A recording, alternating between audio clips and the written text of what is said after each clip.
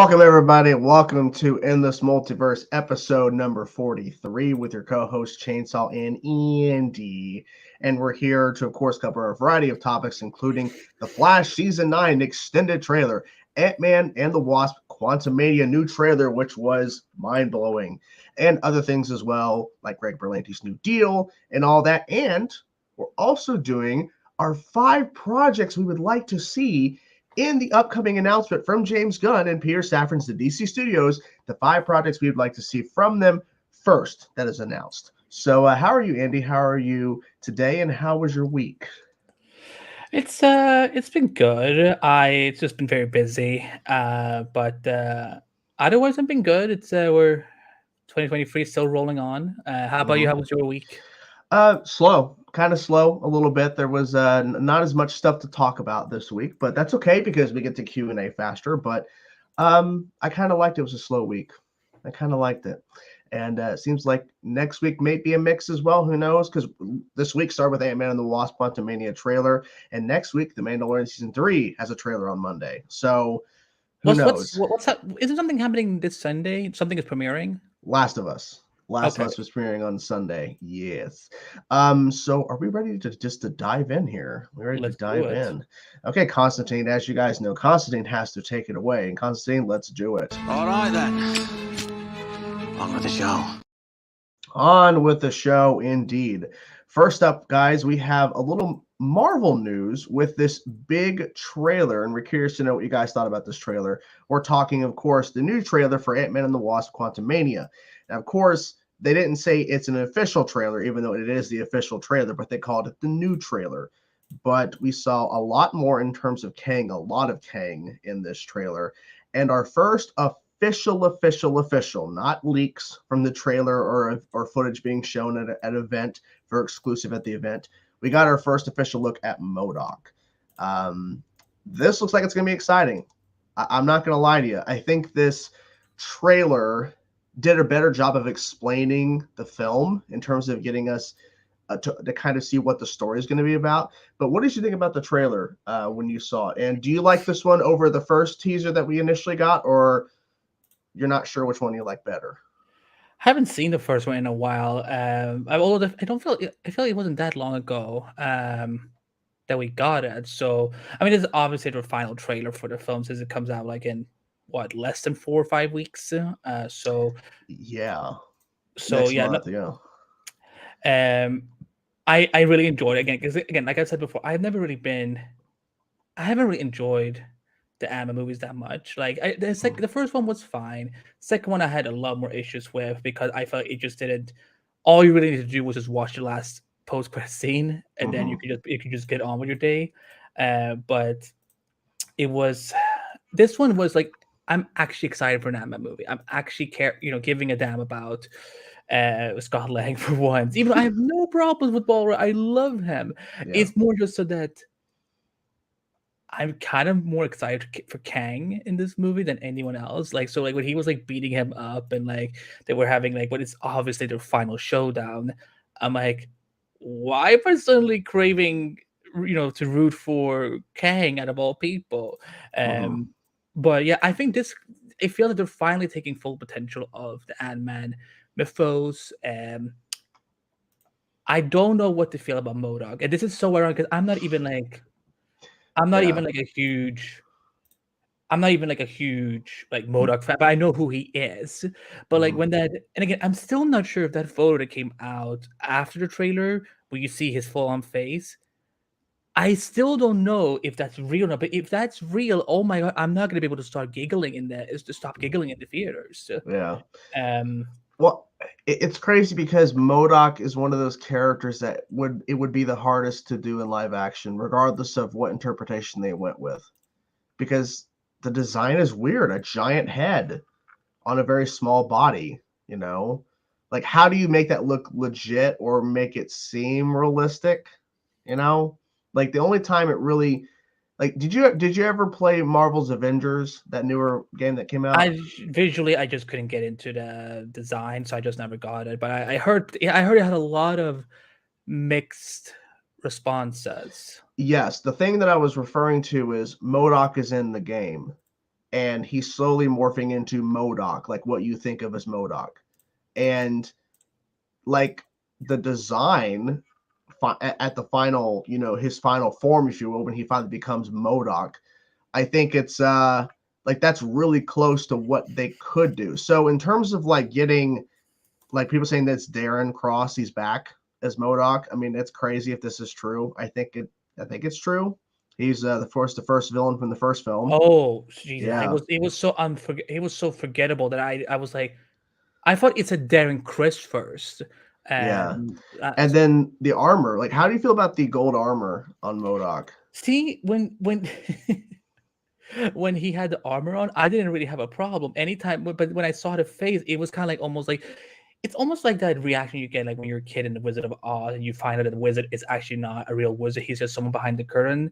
That's how I felt like Dorothy in that moment. And I'm like, what the hell is this? I think it would have been better. I'm hoping, I know, that maybe in the last minute or so, they edit out any part where you see his face.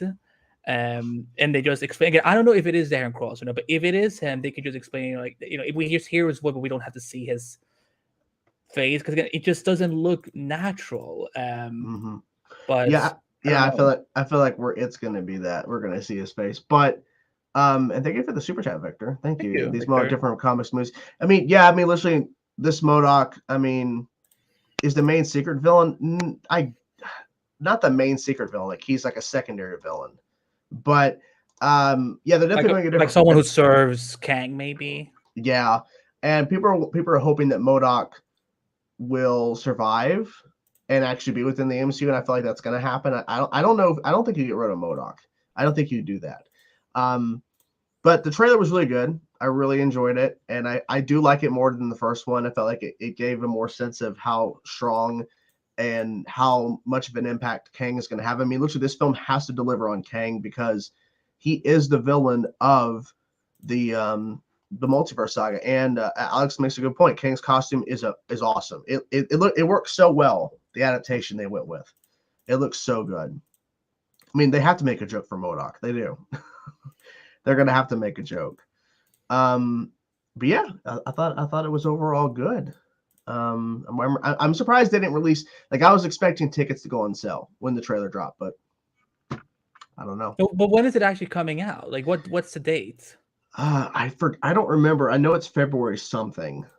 I think it's middle of February. Does anybody know the actual date of Ant-Man and the Wasp: Quantumania? I think it's February 17th. Okay, so I guess Tuesdays when the tickets would go live, theoretically, if it's exactly 1 month away. Yeah, if they want to do that. They might also release like another like teaser, like a little, because like I remember when they dropped tickets for Doctor Strange in the Multiverse of Madness, they had like a special 1 minute teaser, like a special teaser they made that was to help push tickets. But we have some news in regards to an extended deal with somebody. What's going on with that? Not so much extended deal. It's a apparently I said it wrong when I was talking to someone the other day. It's apparently it's a whole new deal. So I'm pulling up just because one of us emailed me for some reason. It was the longest email ever. I'm like, y'all, I don't have time to read all this. So our good buddy, or not buddy, our good fellow Greg Berlanti, the executive producer and creator of the Arrowverse, Riverdale, Sabrina, You, other shows on other networks, everything. I was trying to remember. I'm like, I know this boy has more shows. All American Homecoming. Do you say Kung Fu as well as under him? Yeah. All American Homecoming, Kung Fu. That boy stay busy. Nancy Drew.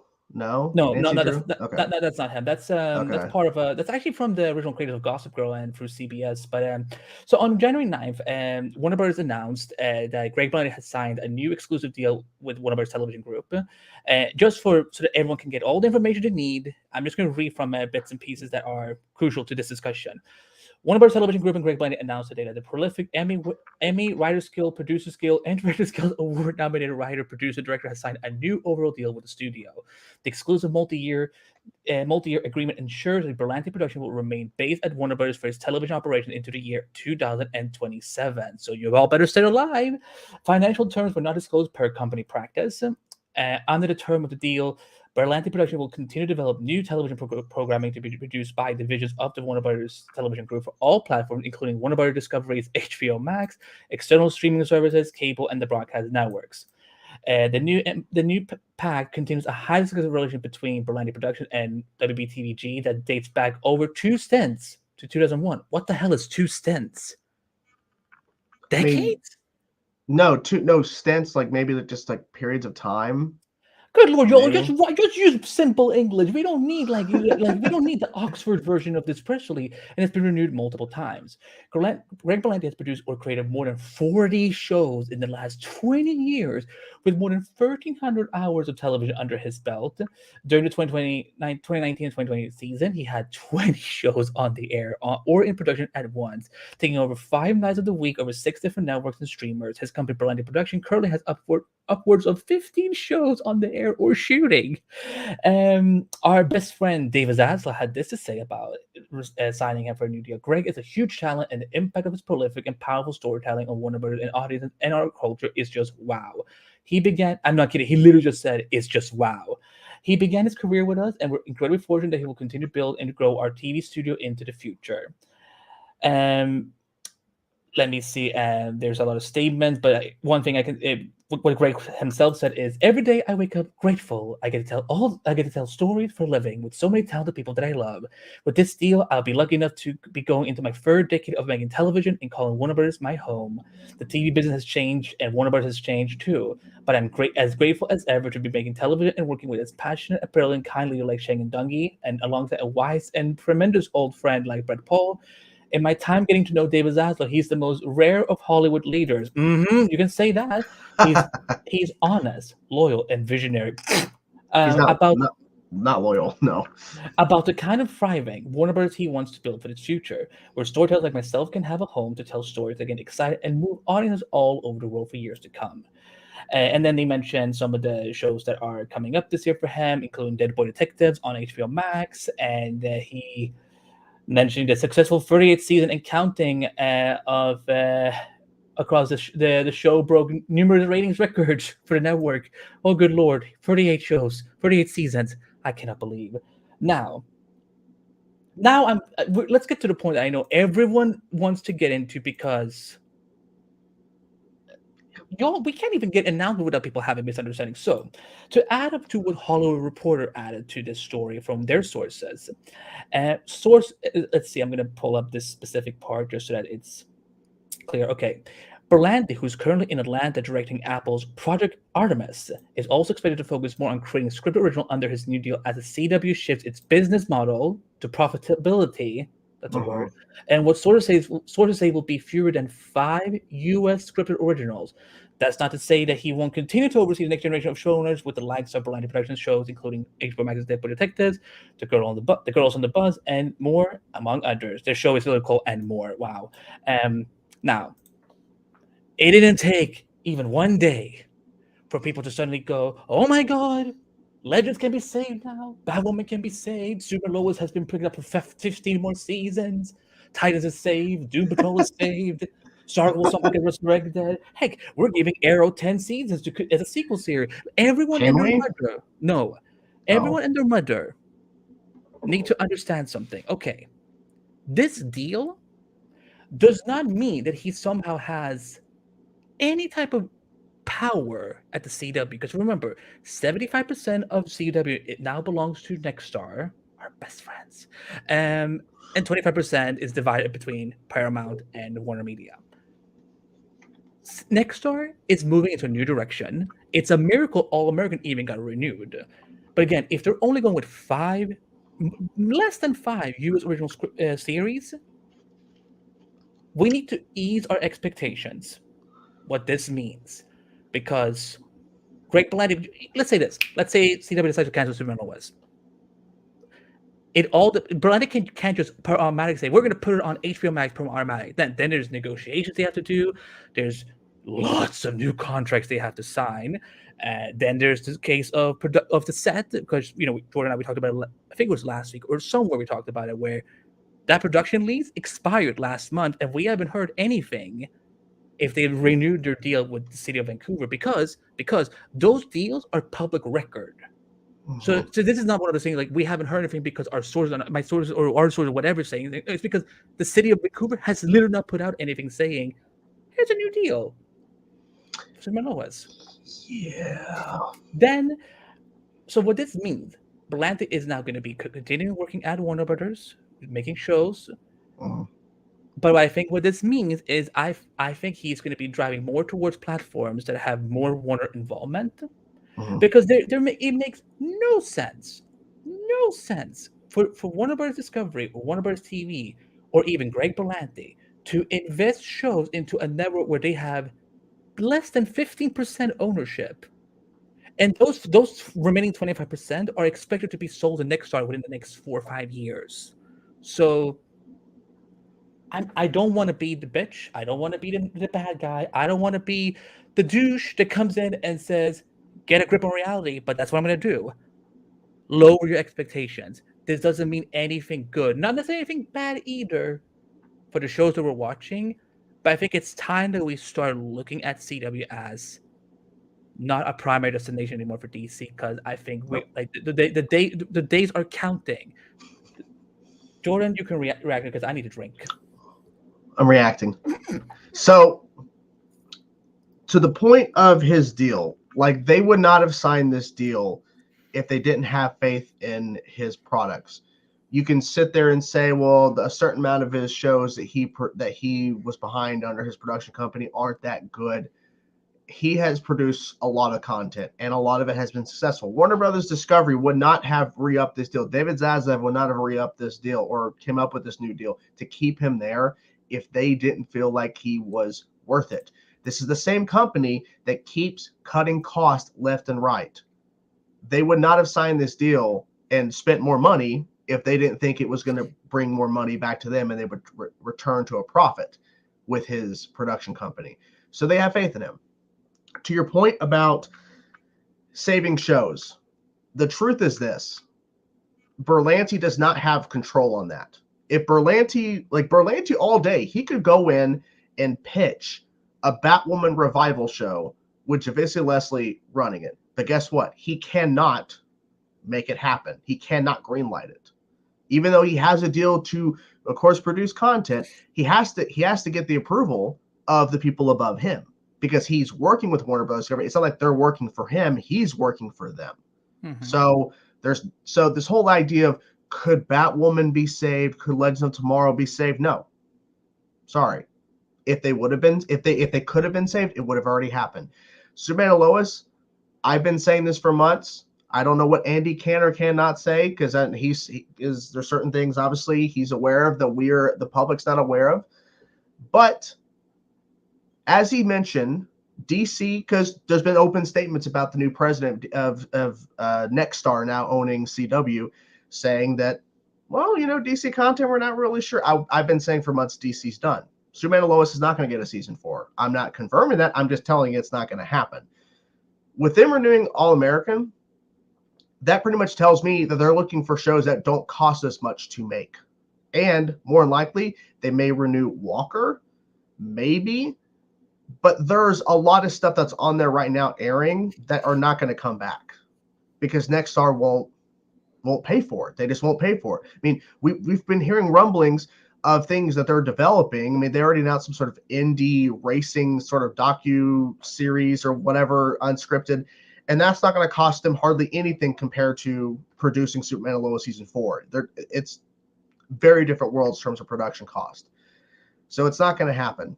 So with Berlanti signing this new deal, it's him producing new shows for the combined service with Discovery Plus and HBO Max merge into one. He's going to make content for that. And if this Amazon deal with DC Animated, if Berlanti pitched a DC Animated project, that may go to Amazon under his production company. If he wanted to pitch something that he pitches, NBC, Fox. if he wants to pitch it to Netflix, it'd be I think it would be under a Warner Brothers television deal, and they would have to pay the licensing for it and all that. There's a lot of possibilities. It's just the possibility of him continuing to make CW content.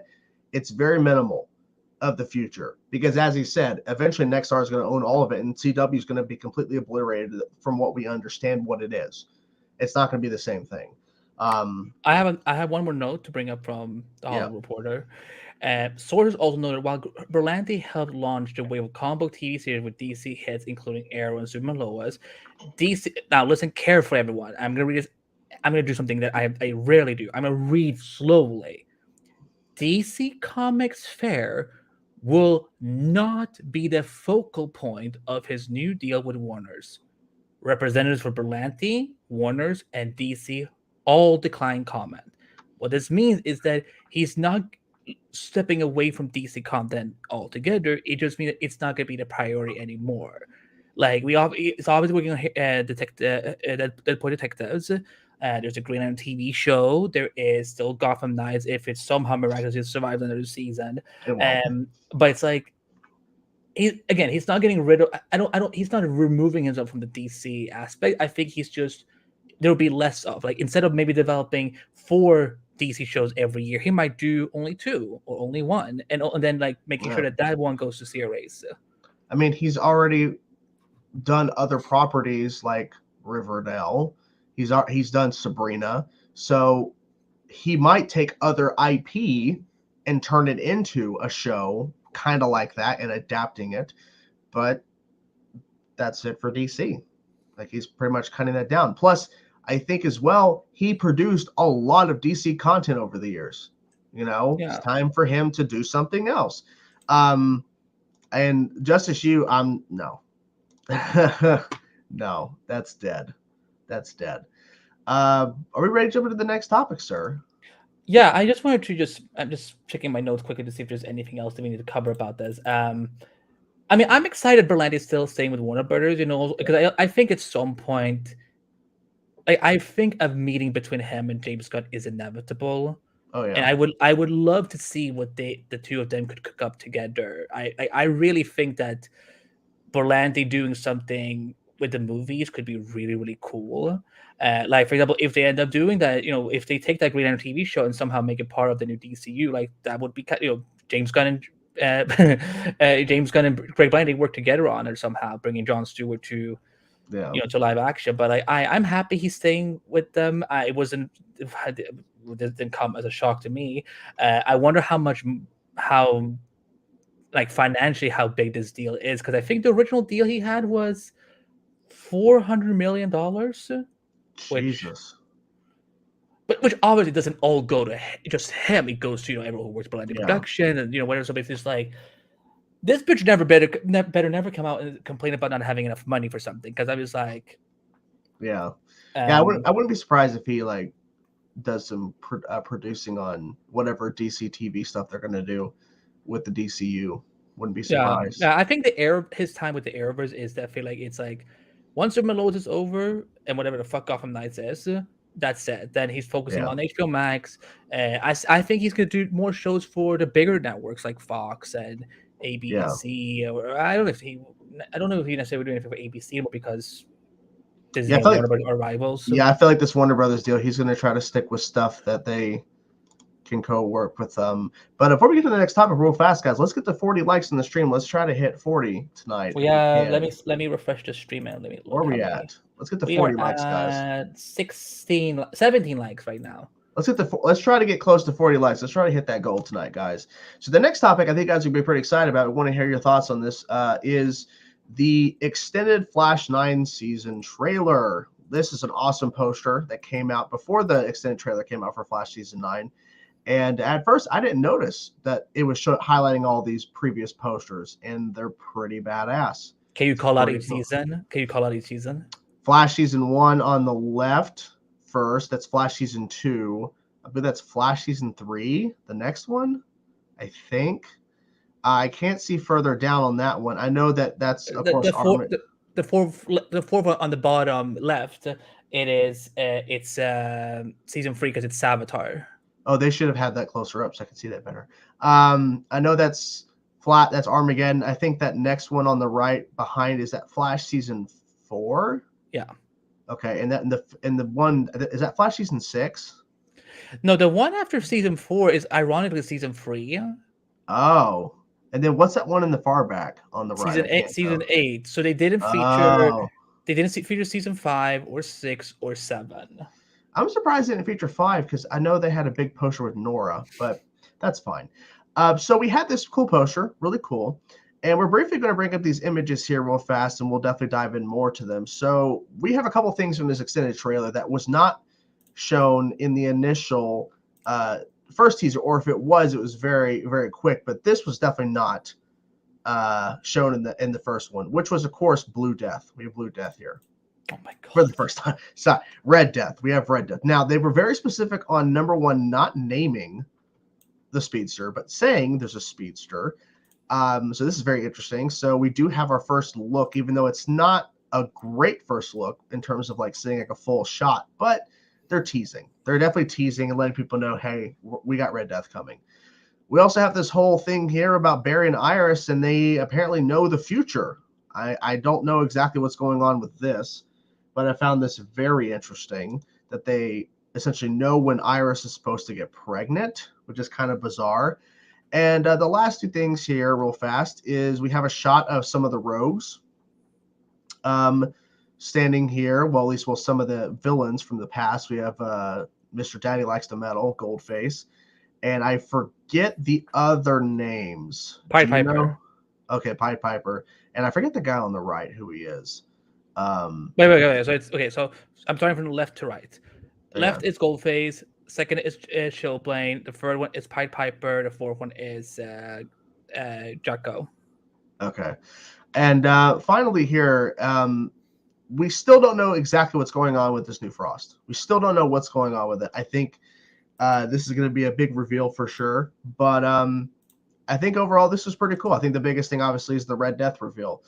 But what are some of the things that stood out to you about this extended trailer? And I'm obviously this has you more excited for the Flash season 9. Oh yeah, obviously. There were some things I thought they were actually going to reveal in this that I'm like, I mean, fans are going to know eventually pretty soon. So I'm like, why haven't you all put it in there?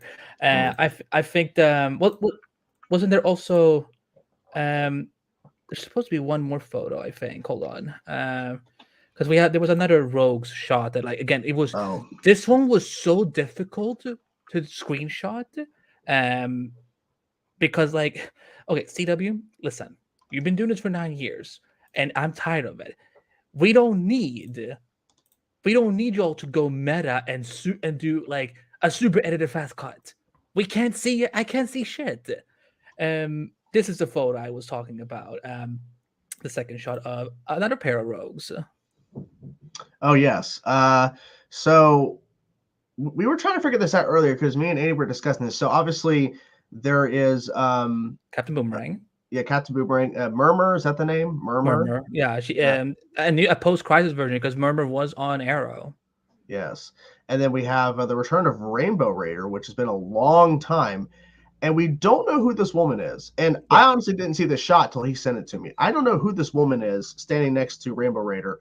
Obviously, Flash has been caught. He has some sort of like meta dampening gauntlets or something, or else he would be out of that quick. But I mean, I think this extended trailer did a really good job of going off the foundation of that first teaser and then giving us a lot more cool stuff to see and go, ooh, okay.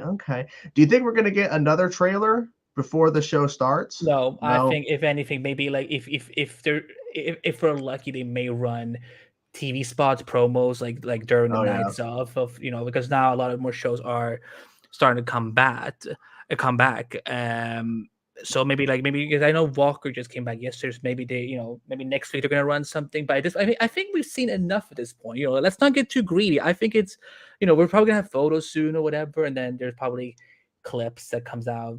People thinking it's Magenta. Well, then Magenta gets tall as fuck, y'all. But The yeah, no, of Fiddler? course. No, I think Fiddler stays dead. But Yeah. it was, of course, all the Baron Iyer stuff, and I wouldn't be too concerned for West Island fans if you think that this is all we're getting this season. No. There's a lot more West Island stuff coming. The roadmap was interesting to me because I've seen so many people tilted about it, pissed off about it, and I'm like, but it's. Let's think about it. Let's think about it for a second. This season premiere takes place 1 week after the season 8 finale. Now, what happened in the season 8 finale? Iris fucking died.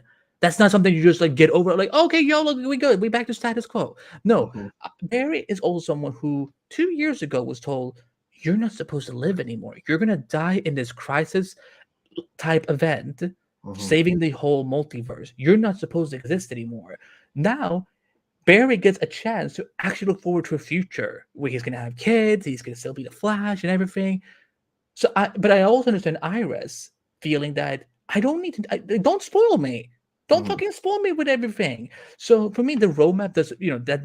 It's not. It didn't come as a surprise to me. I think that makes way sense for who Barry is as a character. But also, I agree with Iris at the same time. And those purple particles are quite interesting. Yeah. So, what did you think? How many times have you watched at this point? I've seen it a couple times. I like the I like obviously, like I mentioned, how it builds off the original teaser, and I think it's interesting how they don't name the speedster, even though we know exactly who that is. And there's people obviously giving a lot of theories about, what does this all mean? Like, how do they know about this roadmap? Blah blah blah, and and then obviously with everything with like now with them shooting currently right now with Stephen Amell and everybody, it's like people are like starting to theorize based off that trailer. I'm like, guys, this footage is from months ago. This is not new. Like, like they're shooting that right now. Why? How would they include? Like, why would they start teasing stuff like that? I don't know. But I really enjoyed it, and I feel like it's hopefully setting up to be a good send-off, because I've been saying this, Arrow, in my opinion, ended on a really good note with its final season. Obviously, a lot of it was set up a crisis and everything, but I really enjoyed what they did. And so I hope Flash can have that same way, because regardless of the roller coaster of the Flash and the roller coaster of Arrow ended on a good note. Flash needs to end on a good note, because at the end of the day, I've been watching this show. I've been loving this show. I've criticized the show when I need to, but it needs to end on a good note because the show deserves it. There's been a lot of crazy stuff they've pulled off in the Arrowverse, and this is one of their flagship shows that has been there for the longest time besides Arrow. So Flash needs to have that wrap up. It deserves a good send off. And I hope that this season delivers, because it's the last time we'll see these characters. It's the last time we're going to see these iteration of these characters. So I really hope they handle it well. I really do. But yeah, it's crazy. It's coming to the end. Red Death would imply there. Well, I get technically, I guess, but you got to understand too, it's adaptation. They don't have to say this is from the Dark Multiverse. Say he's turning away. Now, here's the thing. Could they be introducing the Dark Multiverse to kind of imply it's out there? Sure. But I also won't be surprised if it's them saying this is just a part of the multiverse and somewhere Ryan became an evil speedster and somehow became Red Death. I don't know. Flash needs to end on a great note. The map book from the future of Armageddon, I guess. I don't know where they would have got that book. I don't know. Andy's hiding. Anyways. So, yeah, Andy, turn around. Come on. We're moving on, Andy. Come on, turn around. I did turn around. My screen frozen? Yes. I'm kidding. Okay, so what are we doing? Well, next up, we have a little something special, guys. And right now we are going to be doing a little prediction, if you will, some predictions of some upcoming, what we hope to be a part of the DC Studios announcement that is going to be coming soon. And Aquaman is holding up the world with his trident. Awesome. Oh my God, I promise that wasn't planned. No, it's okay. It's okay. But we're here to discuss our 5 projects we would like to see in the upcoming announcement from James Gunn and Peter Safran from DC Studios. And we're going to go off by saying this right away. We're not including Superman because we already know that's in development. We know that's coming. And presumably that'll be the first project, a part of the DCU. Not guaranteed, but we know they're currently working on it. And even James Gunn came out today and confirmed we're not getting a Superman casting announcement anytime soon. And they're not even done writing the script. But I'm assuming this is the first project. So I believe we're going to go back and forth with our first choice, and then we're going to go down the list of our 5 projects outside of Superman that we would like to see a part of this announcement. And we're including films and TV series because we know that they're going to be doing a multitude of different projects involved. So starting off, number 1 from my list, I really like this little graphic here. So starting off, the first project with my list, the first one is going to be Green Arrow and the Black Canary film. I feel like we're going to get this, or it could be just a Green Arrow movie, but I would like it if it was a Green Arrow and Black Canary film to kind of introduce these characters into the DCU, because that's something that I wish they would have done. And I know in Birds of Prey, they had their version of Black Canary, but I think that we need to establish these two in the DCU early on, and I would love it for them to be working together, to be a part of this film together. I would really like that a lot, and that'd be my first pick. Would be those two together. But if it's just a Green Arrow, I get it. But I would like it personally if it was just both, so that we can just kill 2 birds with 1 stone, essentially, both introduced at the same time. But what is your first project? Well, oh my god. Yeah, yeah. So, I think my image is a little cooler, so I'm just gonna say that. No, but for me, I wanted to take the Black Canary movie and redevelop it as part of DCU, and finally make it a Black Canary Green Arrow movie as well. I love Journey Smollett as Dinah, and I think we should, even if they don't go with the Birds of Prey continuity, I still think that she could continue being Black Canary. And listen, I've been campaigning for Charlie Hunnam to play Green Arrow for the last, I don't know how many years. But like, first of all, these two would look so fucking hot together. Like it would be like DC, R-rated, because that's how hot it would be. But yeah, I think it's time that we finally get to see this iconic romance, and Smallville and Arrow just decided to slap us in the face and not give it to us.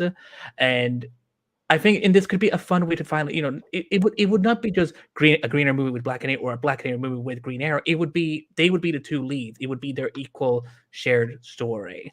And yeah, I think it's highly time to make it happen. But Jordan, what's your second pick? My second pick is going to be the Atom Ray Palmer film. I feel like with the popularity of Ray Palmer in the Arrowverse, I think it'd be really cool to introduce the Atom into the new DCU, because I feel like this would be a really cool character to bring forth. Now, obviously, we're going to go, oh, but it's like Ant-Man and Marvel. Like, that's not the reason why I'm bringing this up, because I feel like Ray Palmer would be a great character to change the dynamic of what the DCEU was trying to do and bring forth this character so that we can have a little variety, because something that obviously the DCU did not have a Green Arrow. So if we get Green Arrow in the mix in the DCU, that's awesome. And I feel like with this case here, we should get a Ray Palmer. I feel like it'd be a great character to have in the mix. But what is your second choice? My second choice is actually going to be a TV show. And I felt this is something that would be completely in James Gunn's wheelhouse, and that is a Plastic Man TV show. I feel like we've heard about Plastic Man getting a movie in development, then going away, then getting redeveloped and going away, getting redeveloped and going away. I think James Gunn is the person to bring Plastic Man to life, and I think it would be a great kind of like dark comedy HBO Max series that would fit what James is looking for, but also it would allow him to go for that strategy he's talking about, which is going for just famous characters, but also lesser known DC players. I think it could be a lot of fun if they did that. What is your third choice? My third choice is a TV series. It is Martian Manhunter. I feel like this is going to be a character that I think is going to be brought forth into a big role in the DCU. I feel like this is a character, as we know, obviously, Supergirl had Martian Manhunter. We know that in the Snyder Cut, we had Martian Manhunter finally revealed in the mix. But I feel like with the DCU, it's time for us to fully meet this character. And I think it'd be really cool to have a TV series based off him. Now, obviously, if they did a film with Martian Manhunter, be great. But I feel like a TV series, we could really dive more into him being a part of this world. And presumably, if Superman is first, then not saying Superman is going to pop up in his show, but the idea of like he knows that there is this alien out there that revealed himself or has revealed himself. And so where is he, and what exactly happened in whatever continuity they decide to go with his version of the character? I would like to see it explored in a TV series, potentially. I feel like it would just have it more time to develop. But what is your third project? Oh my gosh, we keep having the same ideas. I swear to God, did you look at my list before I'm kidding? No, I made my list hours kidding. ago. The only thing I will add is that I feel that Martian Manhunter is the kind of character that is people know of him, but I don't think he's on like a Superman level. And I think because I think also James Gunn, I think, should do stuff with film and TV that also takes place in space. Like this could be a really cool space show that not just seeing Martian Manhunter's life on Earth, but also kind of just seeing, maybe he traveled with other famous DC aliens. I think this could be a cool show for HBO or HBO Max. You know what I'm gonna do? I'm just gonna give my choice because I'm afraid that you're gonna have the same choice as me. So I'm just gonna go for it. Okay. Batman and the Bat Family. So this one, because there's a lot of caveats with this one. We know the Batman franchise is still going forward, still part of its own universe, yada yada yada. I think a Batman movie is inevitable, but for them to make it as different as possible from Matt Reeves' franchise, they need to start out with having I think at least a couple of Batman players in play. Like maybe Robin, Dick Grayson is already Nightwing, because I think everyone pretty much knows Nightwing at this point. Maybe Barbara is already Batgirl or Oracle, and then we have a Robin, but doesn't necessarily to be. They don't have to go in order if it's like Jason Todd or if it's Tim Drake or Damian Wayne or whatever. So, but at least like they need. I think that people have seen so much of the Bat stuff in not just live action, but in so many animated shows that I think you could have a Batman movie that starts kind of like in the middle of their journeys, where they can flash back to when Dick was a Robin or when Jason was a Robin or other potential things in Batman's career.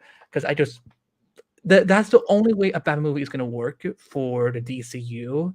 Because if they're just doing another Batman movie where it's just him, like it's pointless. Like I don't really know if I'm going to care because I'd rather see what they're doing, what Matt Reeves is going to be doing. So I would say like a Bat Family type of movie. I don't know what you could call like Batman and Batman the Gotham Knights or something like that. I don't know, but it needs to be. He cannot be alone. Otherwise, James Gunn is going to have a hard time selling this to, especially the comic book audience. But it's like, again, like people are going to wonder, why is there a solo Batman movie when we already have Matt Reeves' Batman with Robert Pattinson? What is your next choice? Well, I will save my fifth choice because it is similar to yours. But my fourth choice on the list is it could be either a film or TV show, depending on how they went about it, is Wonder Woman. Now, the reason why I'm bringing Wonder Woman in the mix is because I don't feel like they're going to announce Wonder Woman right away, but I feel like it's going to happen soon because you have to introduce your big three. You have to introduce your Trinity at some point early on to fully establish the DCU to have them, the big hitters there. And obviously they don't need to do that. I just feel like they're probably going to.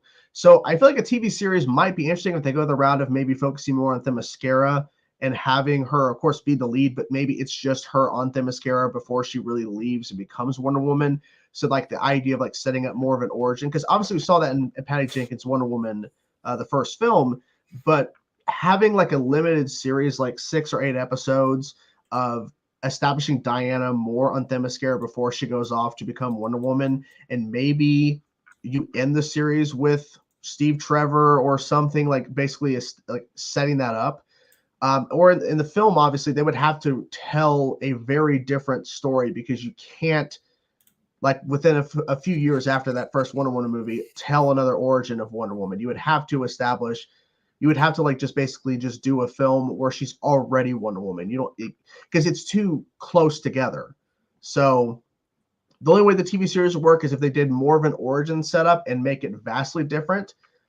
But if they do the film, don't do an origin. Just get right to where she's been Wonder Woman and people know who she is, and then maybe you flash back to doing some like origin stuff throughout it. But it's got to be structured very differently, or else it's going to be seen as, oh, they're just copying what Patty Jenkins already did. But what is your fifth and final choice for this potential slate? It is Gotham City Sirens with someone as Poison Ivy, someone as Catwoman, and Margot Robbie as Harley Quinn. I don't know who you would cast as Poison Ivy or as Catwoman. I'm not going to deal with that tonight. But I think this feels like also something that James Gunn would do in terms of like, because I don't think every project he's going to announce is just going to be focused on a traditional hero. I think there were going to be some anti-heroes and villains too. And I think Gotham City Sirens has so much potential to work as a film, and everyone. I don't think there's one person on this planet that hates Margot Robbie as Harley Quinn. I think this would finally be the time to make it happen and focus on something that isn't as, maybe they can take the lessons that they learned from Birds of Prey. Because even though I love Birds of Prey, there were some things that didn't work with that film. They can take the things that they learned about that film and apply it to Gotham City Sirens. Mm-hmm. That's my final choice. What is your final choice? My choice is very similar to your fourth one. I picked a Batman film. Obviously, I feel like that's a foregone conclusion. Now, your points about a Bat family film, when I made the choice to go, okay, I feel like Batman's going to be announced early on. And I feel like the whole thing about where Matt Reeves today mentioned that they're going to have a meeting between him and James Gunn, and I'm assuming Peter Safran as well, to discuss what he's doing and to figure out what they're doing on their end with the DCU. They're going to have to make sure there are some clear distinctions. I feel like obviously they might go an older Batman. So that Bat family thing you were mentioning is probably going to be a part of it in some capacity. And they're probably also going to make it to where the look of this Batman for DCU is not going to be confused with the look of Robert Pattinson. I think Robert Pattinson obviously over time is going to get a different suit. He's going to look different, but they're going to make sure that the color scheme and the design of the suits are going to be vastly different. And I feel like also, like I said, they're probably going to go older Batman, older Bruce Wayne, to make sure, not like 40s, but to make it clear these are two distinctly different Bruce Waynes and Batman. Now, obviously, what Matt Reeves accomplished in the Batman with Robert Pattinson is pretty much what you would expect when you're reading a Batman comic book, like an early origin of the character when he's early on in his career. And he's really, really broody and really just weighed down with basically trying to save his city. Gotham isn't shit. So they got to figure out how they're going to approach that differently in the DCU, because you can't literally just do what Matt Reeves did again, because that's already been done. So you have to figure out small things to where it feels like Batman, but you're not treading the same water that Matt Reeves already accomplished. And that's the same thing with the whole Wonder Woman. If you do a Wonder Woman film in the DCU and you're basically covering a lot of the things Patty Jenkins did, people are going to see it as, oh, you didn't really do a lot of work, did you? You just looked at what that movie did and you just copied that. Because that movie was really successful. People really enjoyed that Wonder Woman movie. And so if they just go, okay, let's pick that and that and that worked, they have to really be creative with some of these things, because some of these characters have already been established and have already had projects. So they're going to have to be very careful, because the Batman, I was rewatching some scenes from the Batman earlier tonight.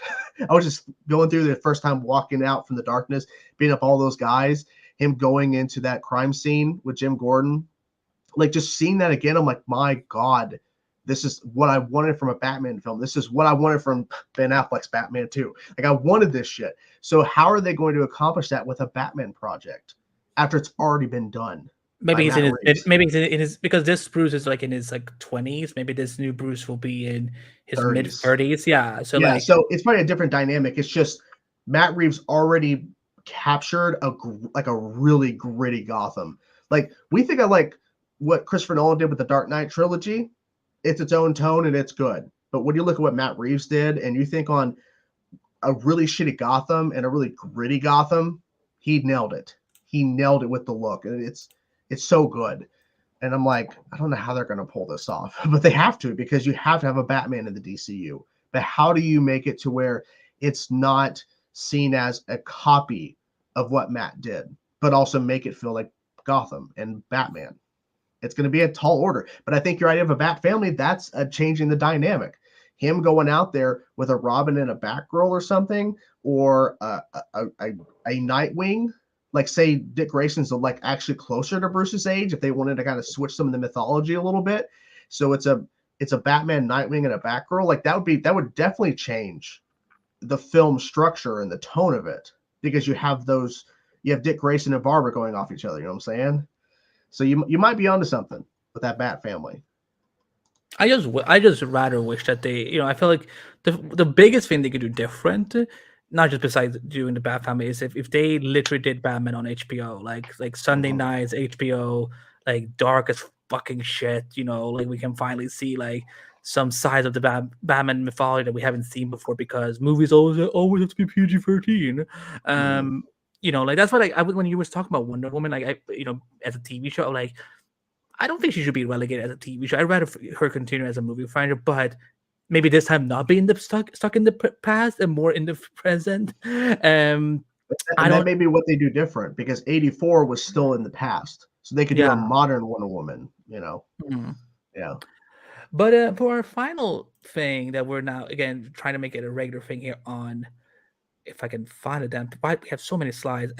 Surprise live reaction corner. So last week we watched this little The Amazing Peter from Movilla, and there were people in the comments telling us that there is another film that we should watch. And I'm not gonna say the title because I don't, because it would spoil a lot of stuff. But it continues another side of this story, but from a different universe. You can check out the film on Movilla's channel. The link will be in the video description. So we're gonna do another reaction. So I'm gonna just bring this up. I'm gonna test to see if everyone can hear it. I can't hear anything right now. There's no audio. There's no audio. Okay, it's silent. Okay.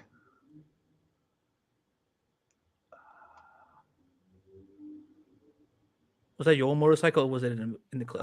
No, I heard a motorcycle out there. Okay. I was like, I can't. Oh, let's go through this silly little disclaimer. No, not silly. It's important, I guess. Do you hear that? Yeah. Okay, cool. All right, so we're gonna do a surprise live reaction to another story that they're telling in the Spider-Man multiverse. So let's go. So, logo. do you have a best friend too?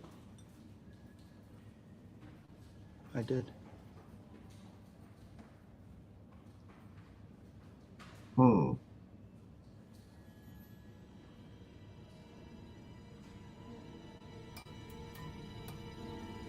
Hospital.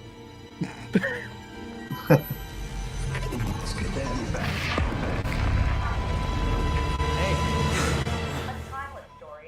Dude, how the fuck are they doing this?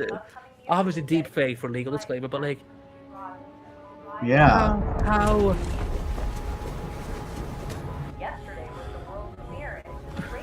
That's crazy. I don't get how people do this.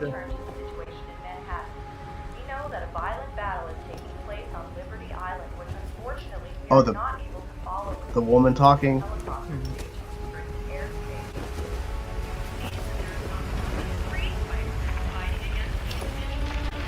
This is so freaky. Yeah. A fan film did this. That shot's really good. Holy crap. So, Spider-Man, what pernicious propaganda are you peddling? Oh my gosh. Oh wow. This is all my fault. I accidentally brought those dangerous people here. Well, he admits it. And if those people are watching, know that I did try to help. Is that Toby? I think that's what they were trying. Yeah. But I didn't. Because my old mate taught me that everyone deserves a second chance. And that's why I'm here. And where is here, exactly? A place that represents second chances. That's cool. How did the fans do this? I don't understand this at all. Well,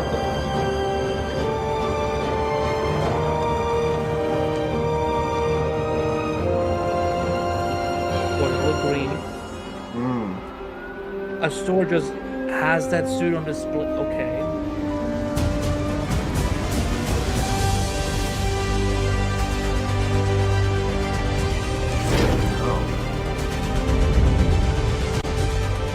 Okay. Oh, the girl's fighting from the bottom.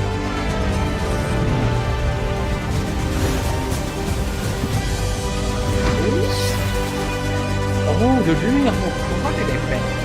Oh. Okay.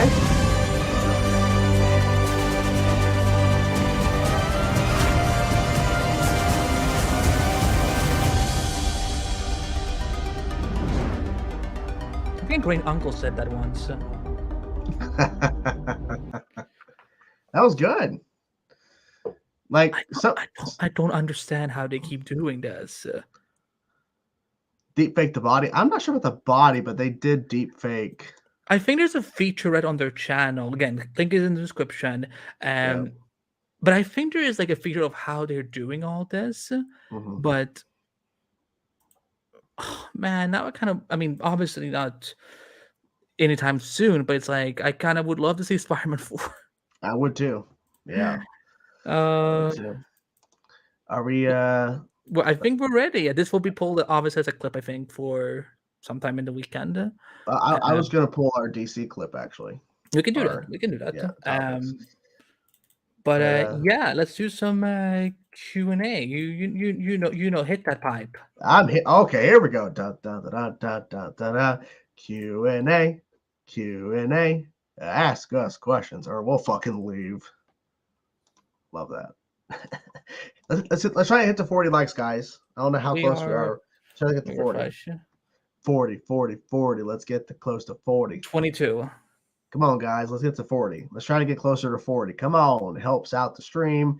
We appreciate you guys so much. But we're doing some Q&A, guys. It's time for some Q&A. Live question time. That was me who texted you, just so you know. I just sent you over the. Oh, you messaged me? Yeah, I know. I just sent you the credit part. Getcha. Okay, gotcha. All right. Let's see what the peeps have to say. I like this question, Julian. What, in your opinion, is the most underrated color? It's an odd question, but I like it. In general, that's such a hard question. I would say, you know what? I'm gonna say either purple or green. I feel like I said green, grass is green, but the idea of like there are some really cool green colors and purple. Cause you're like, oh, purple's like, purple, like it's kind of because people like lump in purple with pink a lot of the times, like as a girl color. I'm like, no, purple can work as both. And I think there's some really cool purple colors. Blue, no, blue's over. I think blue's overrated, but I love blue. But everyone loves blue. Gray. That's a good pull. Gray and orange is underrated. What do you think? Underrated color or colors? I think white is pretty overrated. Of course it is. If you know, you know. Well, I think yellow in general is probably underrated too. Good question. I agree. Brown is a pretty underrated color. Let's see. Look, Miata, she loves your theme song. Thank you. If Spider-Man 3 was good, I would be excited for this Spider-Man 4. Yeah, I mean, like, I think regardless, if they announce Spider-Man 4 with Tobey Maguire tomorrow, people lose their shit. People would freak out.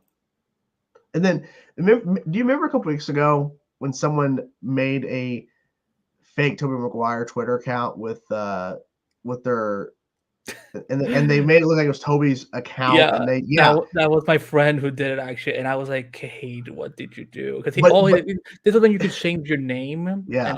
and it said like it was verified. People thought that was, and so I'm saying like so like the idea of like people lost their minds thinking it was real.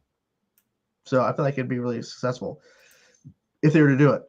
So I did see your comment earlier. Apologies for not getting to it. So Cassie Lang was recast. I personally still have an issue with how they handled it because, like, I understand if they wanted to recast Cassie after Endgame, because they had another actress who played her when Scott came back. My issue with Marvel and how they handled it, and well, I guess Disney too. So, is that she didn't find out. The girl that played her before in Endgame did not find out that she was losing her, like she wasn't playing the character again. She found that out when they announced the new Cassie. That's when she found out she was not continuing the role. And that's pretty shitty. That is really shitty. If they should have told her like beforehand, because she put on social media that she appreciates everybody, because people were going to her social media, I think her Instagram was telling her that they're sorry that she's not playing the role anymore. And she was thanking everybody for supporting her, and she's like, "Yeah, I found out when they announced it."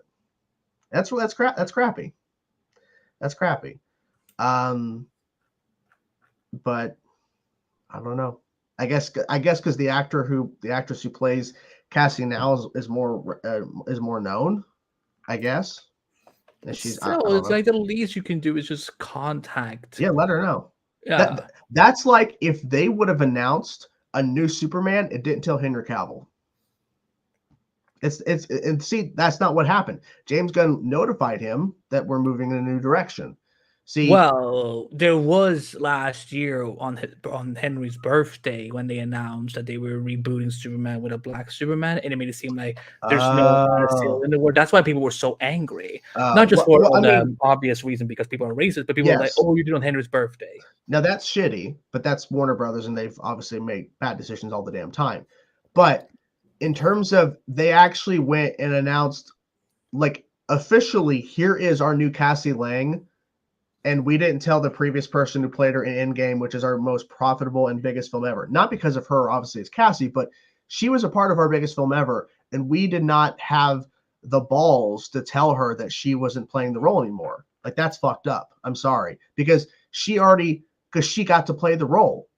And I remember specifically in Endgame, one of the last things you see in that movie is her with Scott and looking up at the stars, like they're together as a family kind of again. And she was great. Yeah, like, and they this new girl looks like which one is she on Stranger? She looks like the girl from Stranger Things, not the girl with the red hair, not either of the girls with red hair, but the one that like has like locks and like I think I've seen her use a crossbow.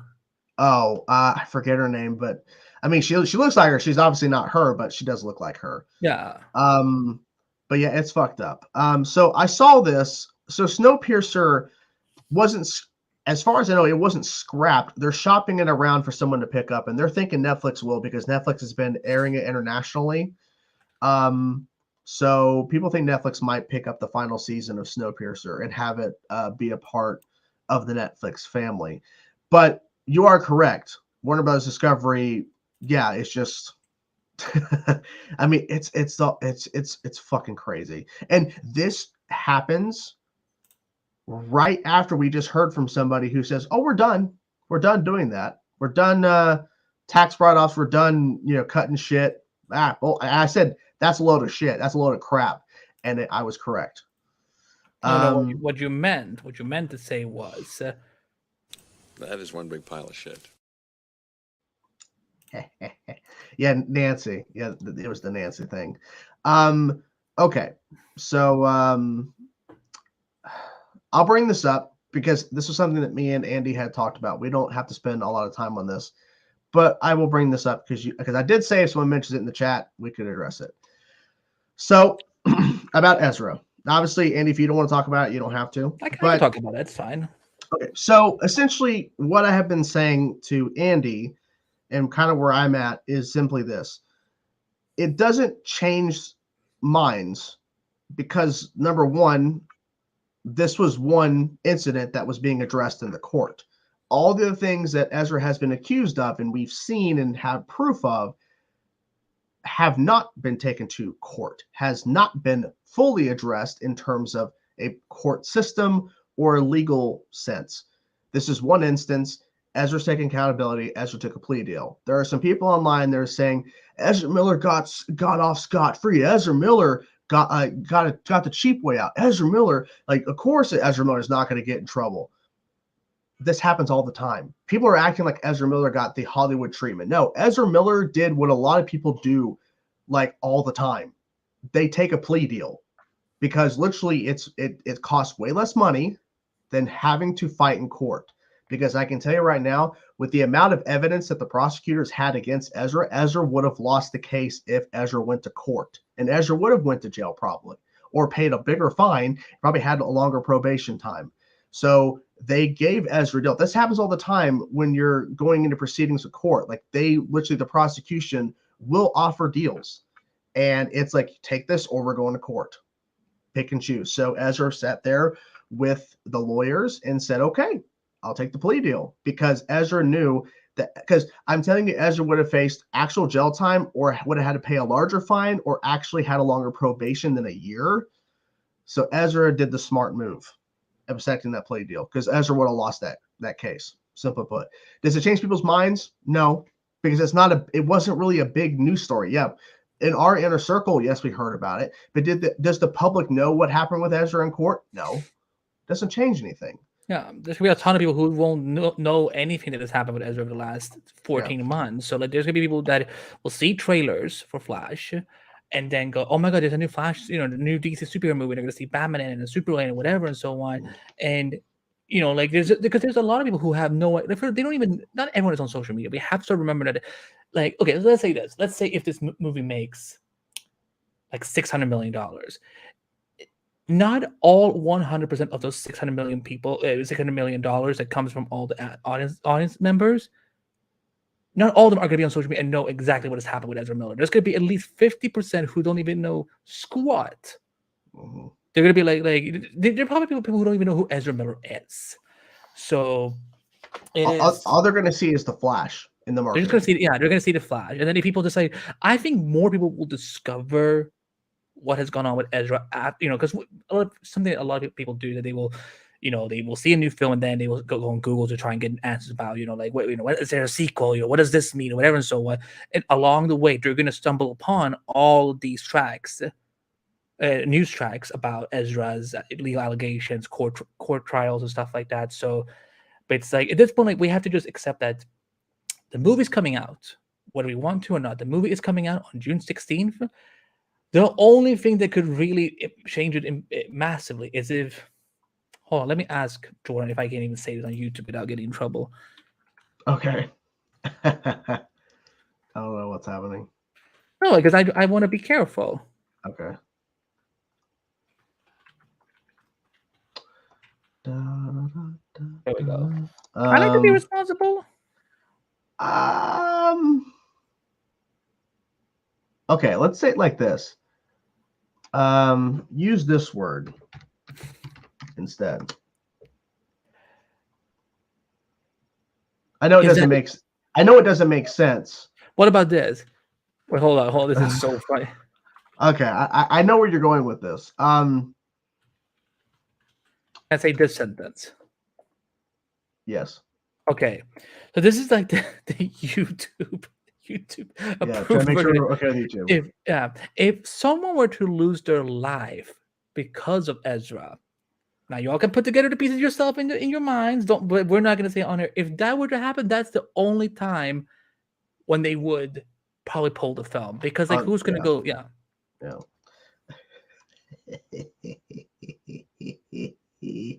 I love that. And also too, yeah. So when James Gunn shut down that rumor the same day it was tweeted, it's phenomenal. Okay, that's a good question. Do you think Kang will reach other variants of himself in the end credits to build up Kang Dynasty? No, because that's not exactly what the Kang Dynasty is.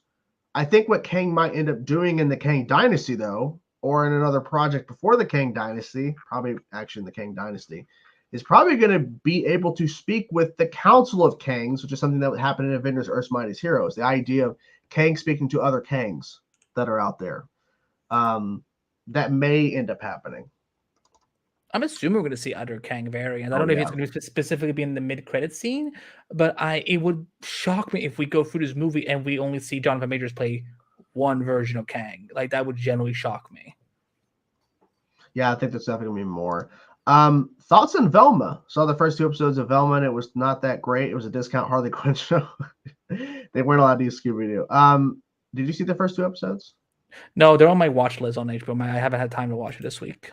Gotcha. All I will say is I made a video about it. I made a TikTok about it. I'm not thrilled with the show. I'm not going to continue watching it. And I do agree with your sentiment about it being a Harley Quinn show because they basically tried to copy Harley Quinn in terms of its humor. And it was pretty apparent. So he counted that we could possibly get to episode 100 in this multiverse in its first week of January. Possibly. Assuming that we don't have any breaks. Yeah, because there will definitely be breaks throughout this year. So we'll get close to that date. But I think because I think there's probably only going to be like maybe 4 major times this year we're going to have like where there's not going to be a show where like where I'm not like there might be maybe there might be 1 episode or 2 here or there where I do I go live by myself here just to kind of fill the air, whatever, if there's something big happening. But either way, I think they're obviously going to take a break during the holidays and Christmas, Thanksgiving probably. I don't know what either of us have planned for our birthdays, but like as far as I know, like I think there will be only 4 breaks for us this year. It might be we might be gone for 1 episode or 1 or 2 weeks, or we might just be gone for like. My birthday's on a Sunday this year. When's my birthday? My birthday's on a Sunday. My birthday's on a Saturday. Dope. So Velma apparently had the biggest premiere day for an HBO Max animated series. It's probably because everyone's trying to check out to see what the hell's going on because it was getting slammed online. Will Kang in Ant-Man 3 be the main Kang big bag throughout the rest of Phase 5? Probably. I'm going to assume this is the Kang because this is the first time officially we're being introduced to Kang the Conqueror. Of course, we saw a variant of Kang in Loki Season 1. But this is our first time officially seeing, I mean, literally with that final shot of him firing the blast at the camera when it cuts to the logo in the trailer, I mean, that is comic accurate as fuck suit Kang the Conqueror. So I don't know, it feels like it's too simple if this is the real Kang we're meeting and following for the rest of the, like, it feels like I feel like the real, not the real, I mean, the main version of Kang we'll see, I feel like I think he's coming later in Phase 5. I mean, I don't know. I don't know. I mean, it all depends on how they structure it because literally thinking about it, Ultron wasn't introduced until Age of Ultron. Thanos, of course, it was the same Thanos from Avengers 1 in the after credit scene. And then, of course, we got into some other projects, Guardians of the Galaxy, Age of Ultron. So I feel like this might be the main Kang, but I won't be surprised if there's actually another variant of Kang that we see later that will come into play somehow. Because we technically, even though it was the same Thanos, it was 2 Thanoses we fought in Infinity War and Endgame in different timelines. Because the Thanos we fought in Endgame was the Thanos before everything went down in Infinity War. Yeah, it's still the Thanos of this Earth. This is why I fucking hate Loki, because they messed up the whole multiverse concept, saying like, well, all their timelines is suddenly alternate. I'm like, no, alternate Earth is alternate Earth. Alternate times are alternate timelines. It's like, I feel like, because probably I will miss my own stream again. I feel Kevin Feige looked too much at DC and was like, oh shit, they already did that. We can't do that now. It's so dumb. Because like, yeah, like obviously in Endgame we meet the Thanos we meet is from the same Earth. But then, it's the later multiverse stuff that we said when they're actual variant. Variants are stupid. Well, Doppelganger is such a fitting word when to talk about it. So it's. Are we excited for Shazam 2? I am. I am. I'm excited to see what happens in it. And then we're supposed to get a new trailer, right?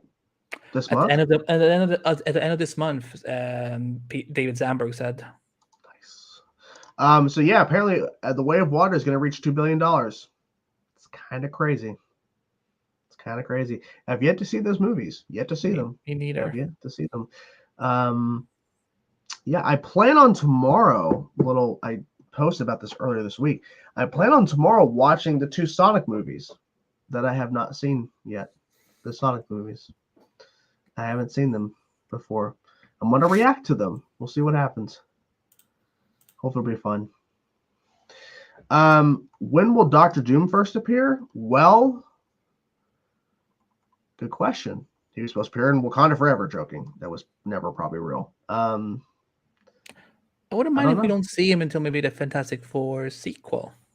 Yeah, because we don't need to see him right now. No, I would. I would like a new, like a different villain from Fantastic Four 1. We didn't get a new trailer today. It was I think it was a TV spot or something. I saw some article about it, but it was nothing. Like, you would have barely anything to react to, from what I understand. Okay. Comments about the Golden Globes. I didn't watch it. I know that there were some people overall happy with the show and the winners. Angela Bassett. Angela Bassett won. We know that much. I laughed when I heard I laughed when I saw the Eddie Murphy clip. Oh yeah, and I will leave it at that. I will leave it at that. Yeah, I've heard they're really good. Doom has a big presence in the 2015 Secret Wars.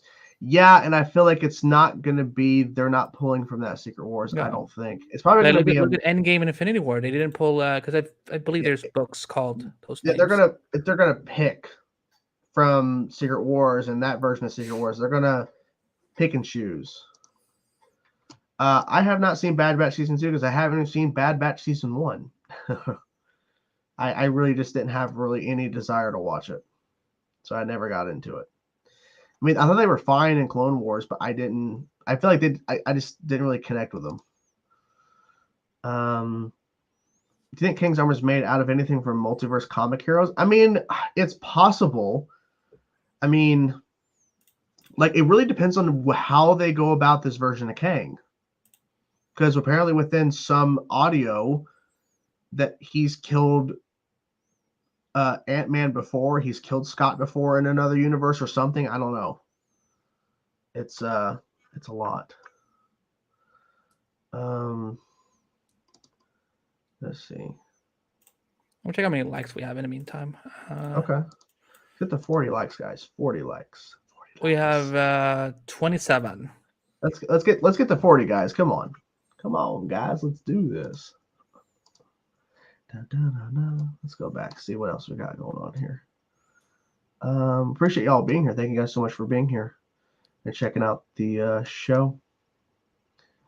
Panther King said he needed a Bat Family movie. I mean, it'd change the dynamic. Yeah, the comments are taking forever to load.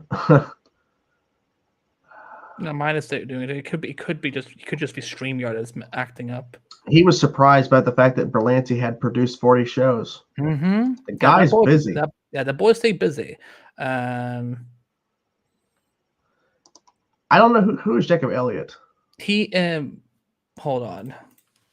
I don't think I think he no, he means Jacob Elordi from Euphoria, who plays Nate. Was this just debunked by James Gunn? This was the one he debunked that you were talking about like 10 minutes ago. Well, see, I don't know because I don't keep up with these fucking names. Yeah, this wasn't this guy. People for like over a year now being like, oh my god, he looks so much like Superman. Oh, therefore he should play Superman. Like, do you think there's any connection with Kamala's bangle and the 10 rings to Kang? People are theorizing that there may be a connection. I would have to see the bangle again because I haven't looked up at a close shot or something. Yeah. But yeah, If anything to give Miss Marvel a bigger role in the MCU, I'm here for it. Well, yeah, I feel like we're gonna see her in Kang Dynasty for sure. She better Like- be in Secret Wars too. Like I'm like, Well, listen, like we put up with. It all depends on who they're gonna get. If they're gonna be getting all these fucking multiverse heroes, then who knows what they're gonna do. But we didn't actually talk about this last week. From I don't remember, or maybe we did briefly in the Q&A. But Adam Driver potentially being cast as Reed Richards. I mean, I feel like there's a fucking rumor every fucking day about someone being so- cast as someone. I'll be honest. Adam Driver's a great actor. I don't. It's want not him to Reed. He's It's not not Reed to Reed. me. No. And it's not because we just saw John Krasinski as a version of Reed in Multiverse of Madness. It's just that when I see Adam Driver, I just don't see him as Reed Richard. Just, I don't know. Me neither. I've seen Adam Driver on, not just in Star Wars stuff, but he's a great actor, and I think there's other roles he could play. I just think that Reed. I just feel like any famous rich dude right now in Hollywood is getting proposed to play Reed Richards. Dr. Doom? No, I think Doctor Doom needs to be a man of color. Okay. Well, I was just trying to think. Even though it's funny I just said that because Adam Driver played a masked villain in Star Wars. But I was just like, I don't know. It's gonna be interesting how they pull this off. Because we've already had iterations of these characters before, right? Under Fox. So, like, what direction do they go? Doom is Romania. See, Adam Driver's more as Dr. Doom. Is every Twitter fan cast taken seriously? That's a good question. Sometimes yes, it's unfortunate. There's a lot of times people can just post stuff on Twitter and it'll blow up to something more than it is. I mean, you know what? We didn't actually address this. It wasn't brought up in the. I decided to this. We haven't addressed the rampant fans that have been screaming for Netflix to save the Snyderverse. We haven't talked about that. I don't think we've talked about that on the phone, did we? I can't remember.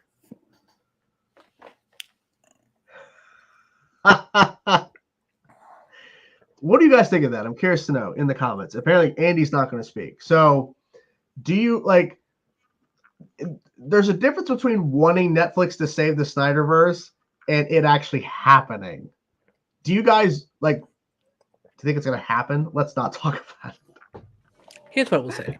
Jesus. I'm a proud fan of the Snyderverse. I love all the movies. I love Zack Snyder. I love what the story he's been telling, and I'm proud to be part of the movement that is on the healthy side of things.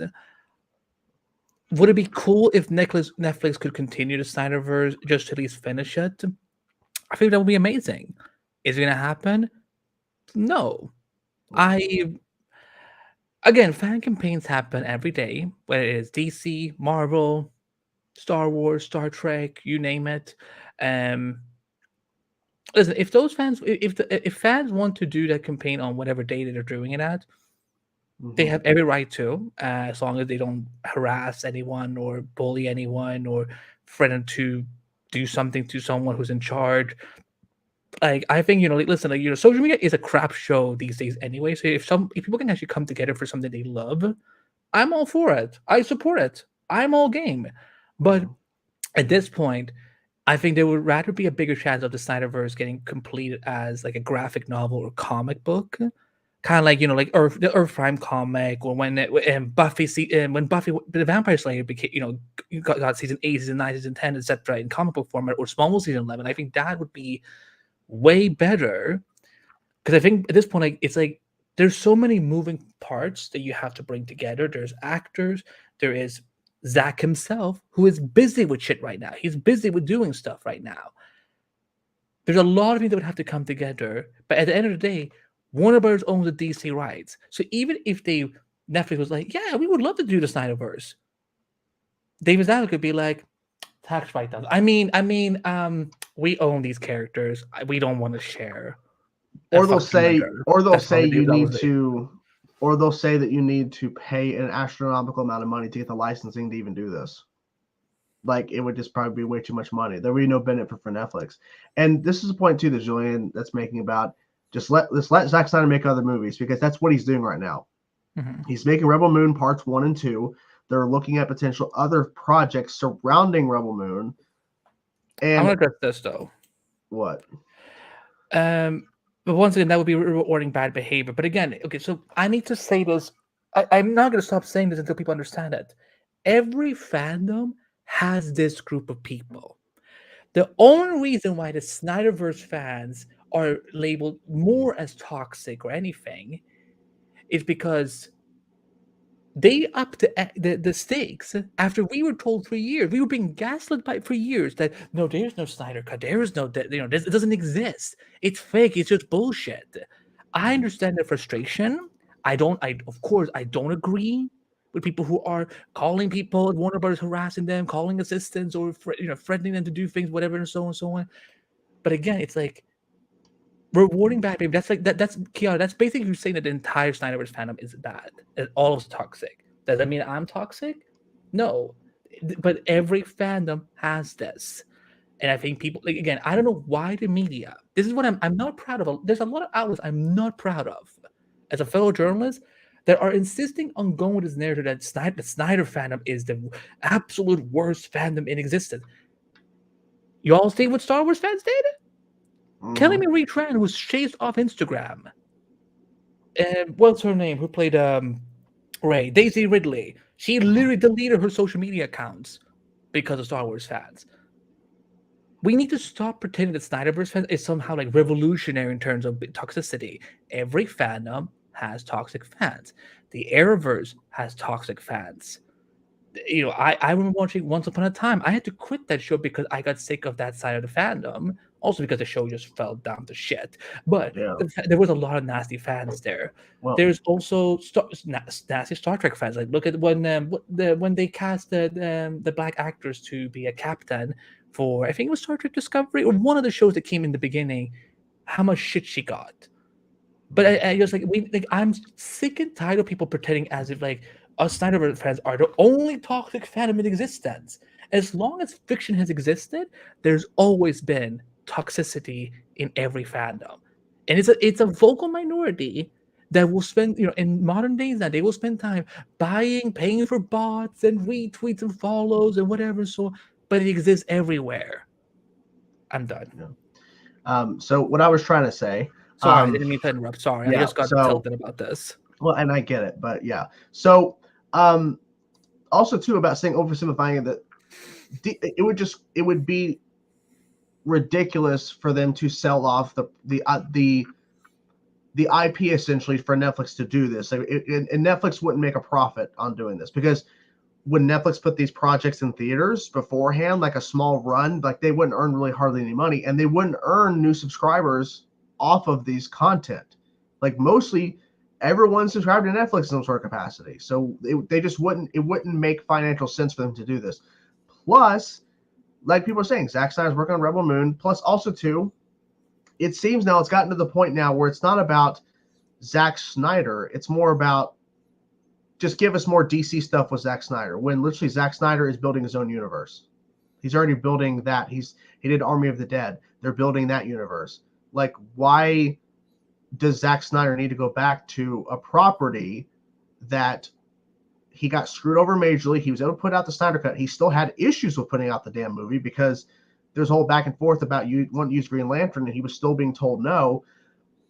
And he wrapped on a project he had filmed, 95% of already. So literally he didn't have really much more work in terms of photography, but he filmed one scene, I think. So the whole idea of like him going back and shooting 2 giant other films when he's busy building his own original IP that is his, and Netflix is working together, and him and Netflix have a good working relationship. Why would he want to, even though it would be on Netflix, he's still working for Warner Bros. Essentially because it's their freaking property. They would have to sign off on the shit he's doing because he'd be handling their characters. And also, too, Zaslav made a point to say we're not going to have a bunch of Batman running around. So if we're going to have a Matt Reeves Batman, we're going to have a DCU Batman. We're not going to have Ben Affleck running around over Netflix. It's not going to happen. It would just be too much. It would be just too much. So the idea of a comic book wrapping up, perfect. Or, hey, why not do an animated thing? And I'm people like, no, we don't do anime. There's people in the fandom like, no, animated, no, we're not doing that. If But they it's were so to much easier to make, and if like they, you know, if they you were could to do more announce things. if they were to announce an animated Justice League 2 with the cast of Justice League, get Ben Affleck, Henry Cavill, Gal Gadot, all of them back to voice their characters. Except the one. Well, Yeah, but if they were to announce that they were going to be doing an animated route of finishing up with 2 animated films, bringing back the cast of those characters to voice the roles, you're going to accept it because you're getting your damn story finished.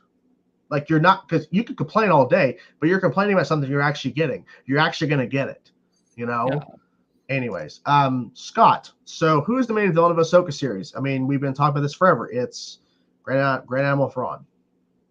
So there is that. Thank you for the super chat. Is 909 an interlude episode or the first episode of the final graphic novel? I don't know.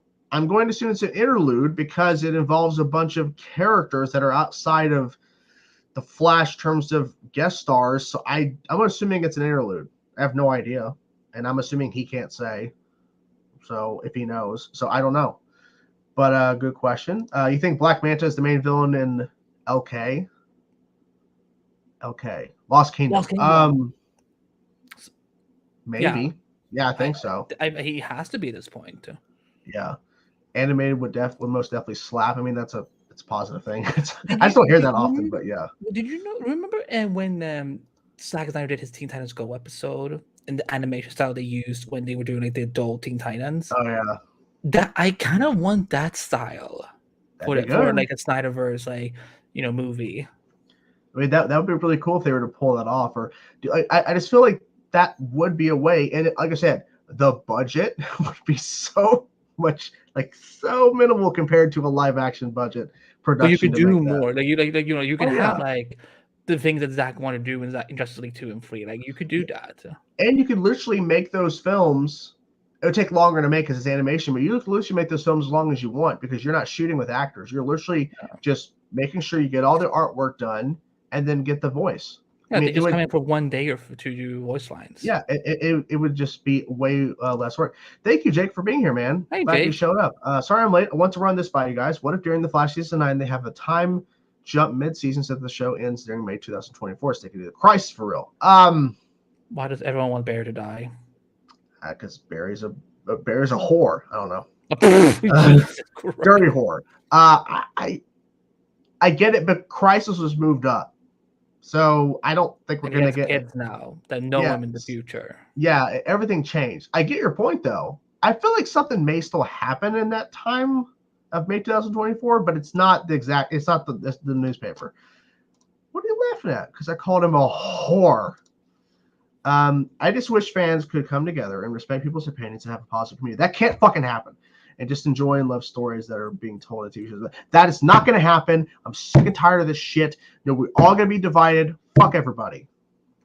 Shut up, Jordan. I'm kidding. I'm kidding. Oh, wow. Okay, well, then we just do this. So, no, Jordan, get back. Come back. Jordan. Come back. Jordan, come back. Blame it all on me. I was wrong. Are you done? Never. Okay. No, I agree. I mean, I get it. Like, in a perfect world, we could be online and we could have civil conversations, but people are just like, you know what he did?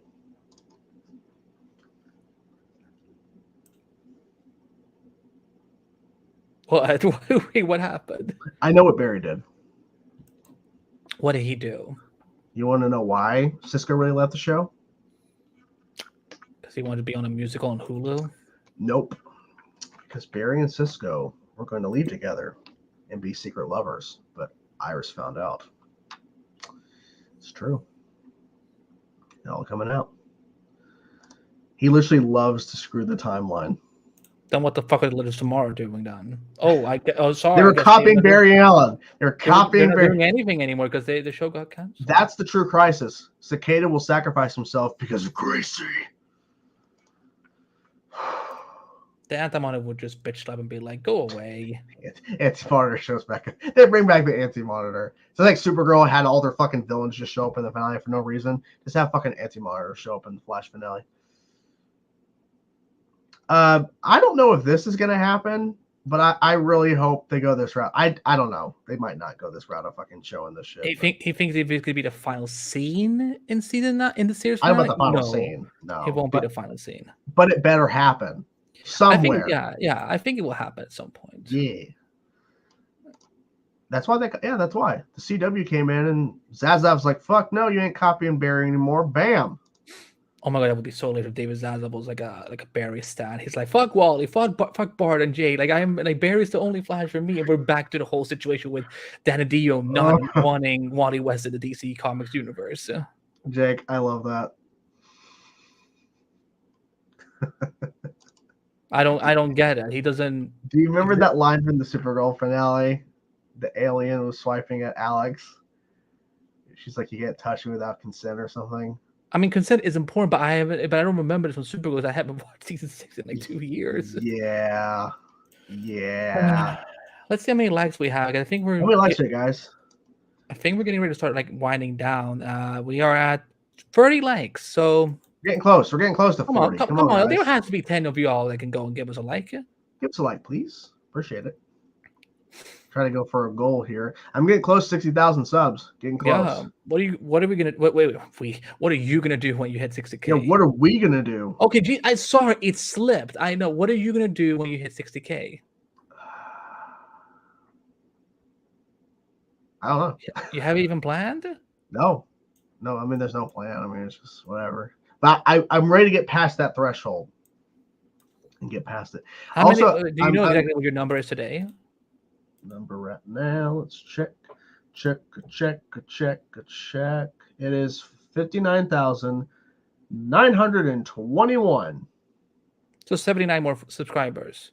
Yep, getting there. I think you will get there by Monday.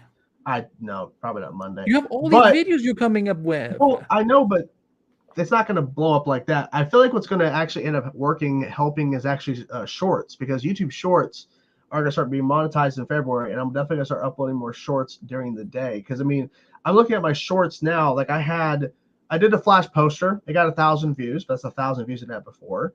I did a video about the rumor of Robert Downey Jr. coming back as Iron Man 2 weeks ago for Secret Wars, over 3,000 views. Spectacular Spider-Man confirmed for that poster 3 weeks ago, 3.5 thousand views. So, and I've checked some of these videos I've gotten subscribers because of these shorts. So I'm definitely going to start uploading more shorts. I mean, I've been uploading a lot on TikTok. I'm like, well, I might as well start uploading more shorts to YouTube. But slowly getting there. Slowly but surely. 32 likes. Thank you guys so much for supporting. Thank you. We watched last night, Brandon Rich time. Oh, God. No. Oh, I should get a Cicada cosplay. It wouldn't be that difficult. So, you could do it. Just get a trench coat and just do that. Red Death, the suit looks pretty good. Yeah, I think the suit looks cool. Yeah. Suit looks cool. Awesome. Oh, thank you, Naru, for the super chat. Velma's going to be hate watched into season 2. I mean, if it gets a season 2. You know what I'm saying? Oh my gosh. Discussing Film just posted a. Oh my God, someone officially shared a photo of. Let's bring it up. Let's bring it up. It's officially posted on. Yeah, I'm assuming someone officially posted this. I think this is from. Hold on, let me check. Because I don't want to. Yeah. They're looking right into the camera, so they obviously. This is good quality too. Yeah, bring this photo up, but people need to see this. Yeah, hold on. Let me. Thank you, Naru, for the super chat. Thank you. Okay. Who shared it? Do we know? David Ramsey. Oh, awesome. So one's nothing misleading. Let me just size this. I love it so much. Oh, wait, hold on. Okay. Guys, ready? Get ready for this. Why is Canvas taking forever to load? This isn't fair. Crazy, we have to do this. I thought you were going to pull up an extra window to pull it up. No, this will look way better if we... Okay. Hold on. God, that's so cool. Guys, we have this I cool. want to marry this picture. Okay, everyone, stay ready. Get ready, guys. This photo's stay awesome. sharp. Stay sharp. Guys are gonna like this. Why the fuck are you not laughing? I said stay sharp. Huh? I said stay sharp, arrowheads. Oh. Hold on. When you put the photo up, I'm gonna share my response on Twitter because my response is loving it. Loving it. Here we go, guys. Here we go, guys. Ready? This photo's awesome. Do you want the honor to click on it? Do you want the honor of clicking on it? Guys, are you ready? This is at the bottom? Okay. Yeah, I said. Yep. Okay, guys, ready? 3, 2, 1, get fucking hyped. Boom. Boom. Hey, babies. That is a fucking amazing photo. Mr. Diggle looking extra swell today. I'm just saying. I love the fact he's got a little bit of facial hair, and I'm so happy, guys, like because obviously this is officially posted, so this is not like us getting leaked photos. So this is officially posted. This is confirmation that it's fucking Green Arrow. I was kind of worried we'd be just getting Spectre, but I'm so happy it's Steven as Green Arrow. This is fucking amazing. Yeah, it's real. This is real. This is David Ramsey. I did a Photoshop in 5 seconds. Yeah, David Ramsey, of course, Diggle Air on the left, posted this photo officially. It's real. It is real. This is hype. This is fucking exciting as hell. And I think this was shot yesterday, right? This photo must have been taken yesterday. I think, unless they're don't ask me. I don't know anything about. Well, I know they shot last night because Candergrass had photos last night. I know they're shooting some more again today, but I'm thinking this might be from yesterday. Oh, he looks so swole. And here's the thing: remember back in the day when Kid Flash had a better suit than Barry? Like Wally had a better suit than Barry. Now Barry has the better suit. I wish Wally had an updated suit, but then again, it's the final season. It would make no sense to pay that money to get a new one. But yeah, Barry, like it's amazing to see because that's the season 8 suit of Oliver. And then that's of course the most updated Barry suit, which is gonna be the final suit, I'm guessing, for him. And then it's funny how Diggle went from just wearing like black jackets to now he has like a green in the mix as well. I wonder what that means. I wonder. I also too the fact is it's not Diggle's dumb helmet. It's like thankfully we haven't seen that helmet in season. Yeah, thank God. Thank God. But this is amazing, guys. This is awesome. Oh yeah, there is no Diggle. There's no God Diggle speed in this photo, so it's not. This is not Daddy real. Diggle is more like it. Daddy Diggle. Listen, like that. Listen, every year at Comic-Con when I would interview him, his arms would get bigger than my fucking head. I remember this. Do you remember this one? He could barely move his neck in the Remember, suit. none of them could move their fucking necks. Yeah, it took time to get this all figured out, but yeah, this is amazing, guys. This is real, and this is why we did not actually discuss as a topic of them shooting, and because we were discussing potentially, do we want to show a photo from Candigraphs? Yeah, we want his consent first. Yeah, so we asked if he wanted to come on. Obviously, he's out getting photos for their shoot tonight for Flash, so he was busy doing that. But we were discussing potentially bringing up the photos. What happened? So what? I was gonna go post it on the Flash Podcast Facebook page. Yeah. We crossed 10,000 likes. On what? On the Facebook page? On my Facebook page for Flash Podcast. Congrats, man. Awesome. Jeez. Cool. I didn't know. Awesome. I didn't know. I was just gonna log into like post it, and I'm like, I'm sorry, what just happened? Nice. Congrats on 10,000. But yeah, so now it's officially posted because we were going to show a Candigraphs photo and actually have it as a topic, but it's like, no, let's not. Let's just because the thing is, I didn't want to put out there because there were some people commenting on my announcement of Stephen Amell coming back as Oliver in Flash. So people were commenting saying they wish they didn't know.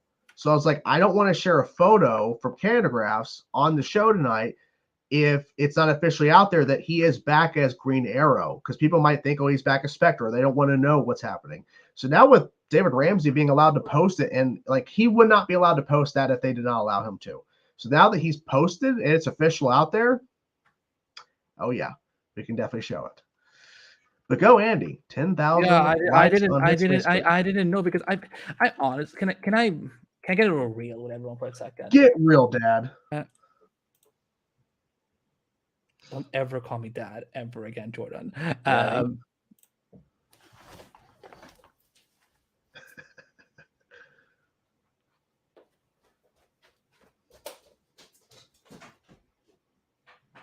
My dad left.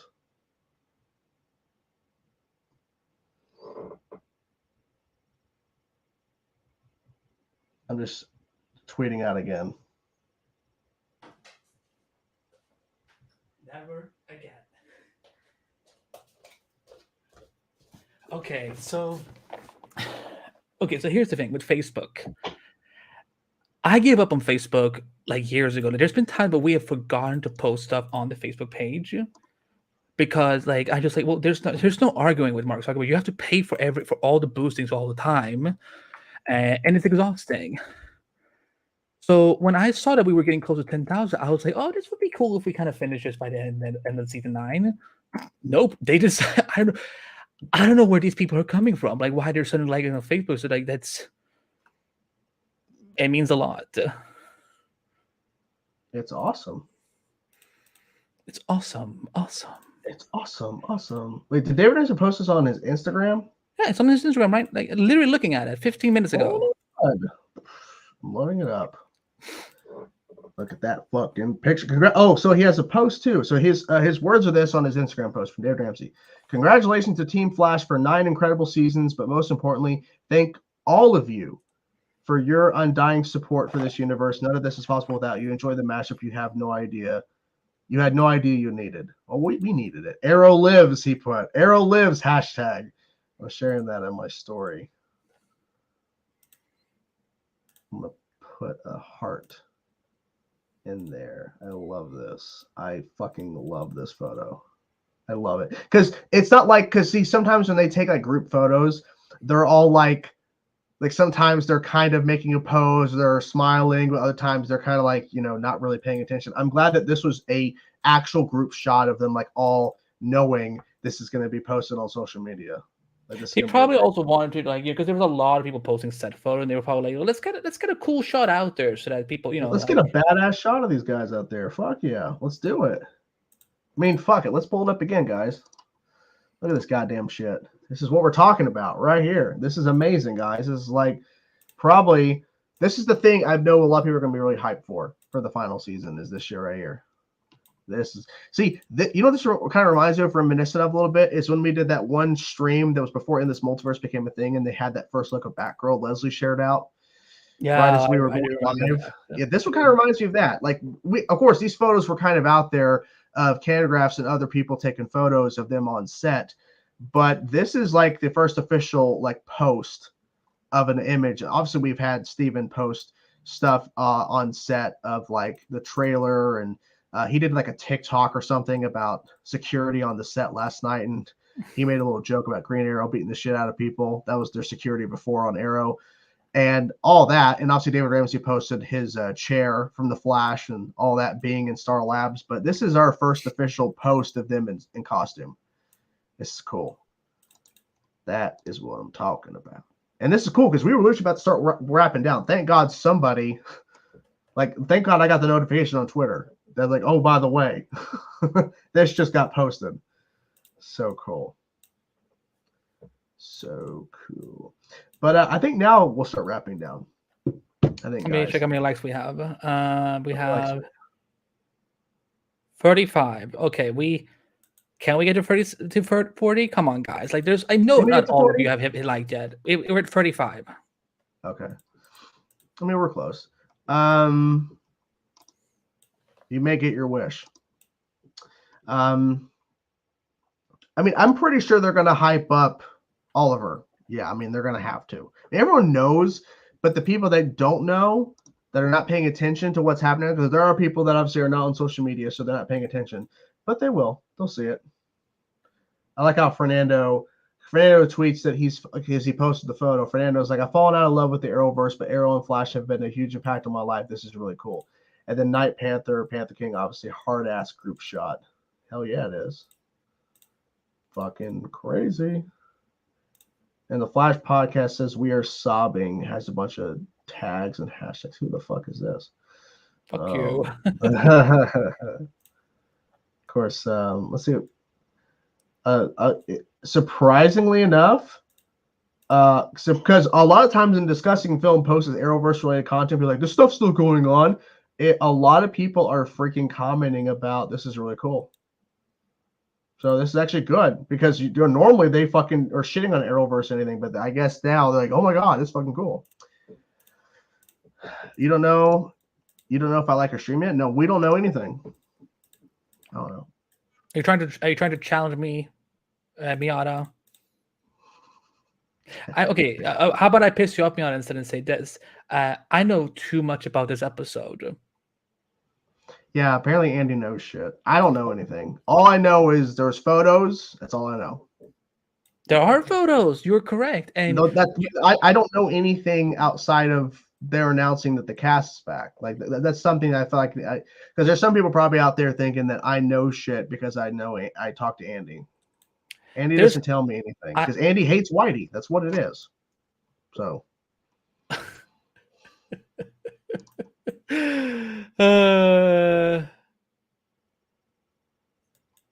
That was one blink. Aha. Oh, Brittany, like tweet. Brittany. Britney Spears? Shooting the Flash with you yesterday as we got to enjoy our roles with this the news academy as Red Death. I mean, it was amazing, man. It was great. It's great seeing you. 46 likes. Oh, thank you. Thank you so much. But I think we'll wind down, guys. It's been a little bit of a slower episode, but we got this big moment. I'm glad that we were able to be here when that photo was posted, because they could have easily posted that photo after the stream was done or tomorrow. So thankfully we were here to kind of briefly mention and talk about that awesome photo. That was cool.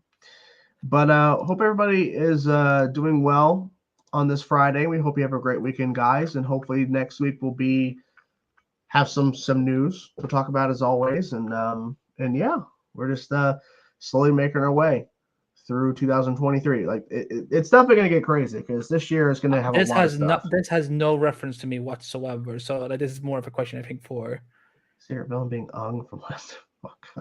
Ung, yeah, the last Airbender movie. His name is Aang in the show, but they called him Ung. My name is Ung. Oh my god, stop. This can't be true. It's true. Wow. It's true. Andy has a higher security clearance. I don't know about that. I'm just really good at my job, is what I will say. What is your quick idea, Jake? What's your quick idea? Man.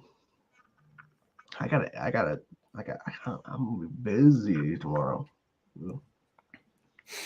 My name is Ung. Exactly. See that. My name is Ung. My name is. That literally happened.